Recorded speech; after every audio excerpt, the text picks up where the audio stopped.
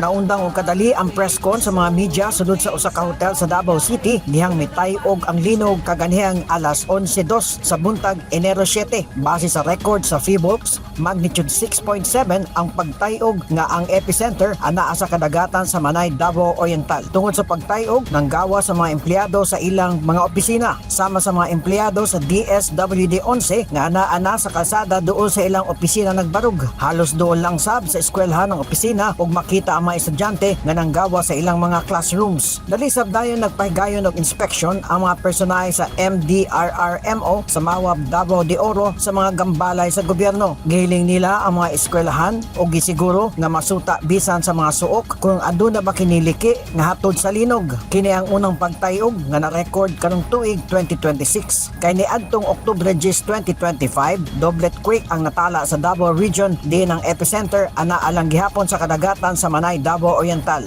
Unang pagtayog miabot kini sa magnitude 7.4 ug ikaduhang kusog nga pagtayog miabot sa magnitude 6.8 nga natala ang daghang balay ug gambalay ang nangaguba tungod sa pagtayog. Hapit 900,000 ka mga residente ang naapektuhan. Peng Alinyo, Newsline Philippines. Stay safe.